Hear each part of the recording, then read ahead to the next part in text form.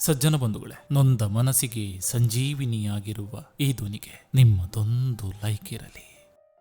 ಯಾರು ನೋಡುತ್ತಿಲ್ಲವೆಂದು ತಪ್ಪು ಮಾಡಬೇಡ.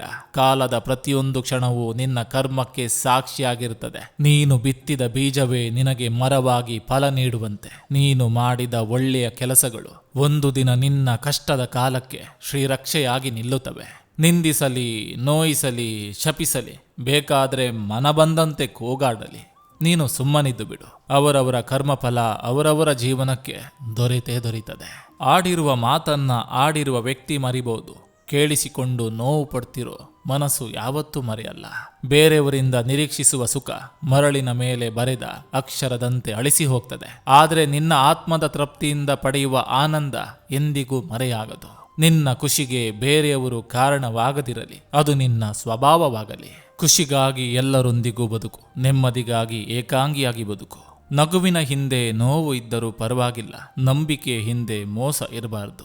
ಒಳ್ಳೆಯ ಯೋಚನೆಗಳು ಯಾವಾಗಲೂ ಒಳ್ಳೆಯ ಫಲಿತಾಂಶವನ್ನೇ ಕೊಡ್ತವೆ. ಅದಕ್ಕಾಗಿ ಕೆಟ್ಟ ಸ್ಥಿತಿಯಲ್ಲಿದ್ದರೂ ಒಳ್ಳೆಯದನ್ನೇ ಯೋಚಿಸಿ. ಯಾವಾಗ ಮನುಷ್ಯನಿಗೆ ತನ್ನ ಶಕ್ತಿಯ ಬಗ್ಗೆ ಅಹಂಕಾರ ಬರ್ತದೆಯೋ ಅಂದೇ ಅವನ ಪತನದ ಆರಂಭವಾಗ್ತದೆ.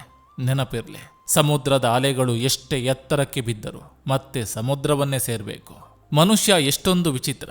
ತಾನು ಅಂದುಕೊಂಡಂತೆ ಆದರೆ ದೇವರಿದ್ದಾನೆ ಅನ್ನುತ್ತಾನೆ. ಒಂದು ವೇಳೆ ಅಂದುಕೊಂಡಂತೆ ಆಗದಿದ್ದರೆ ದೇವರೇ ಇಲ್ಲ ಅನ್ನುತ್ತಾನೆ. ಆದರೆ ಯಾವತ್ತೂ ಕೂಡ ನಾನು ಅಂದ್ಕೊಂಡಿರೋದು ಯೋಗ್ಯನೋ ಅಥವಾ ಅಯೋಗ್ಯನೋ ಅಂತ ಯೋಚಿಸೋದಿಲ್ಲ.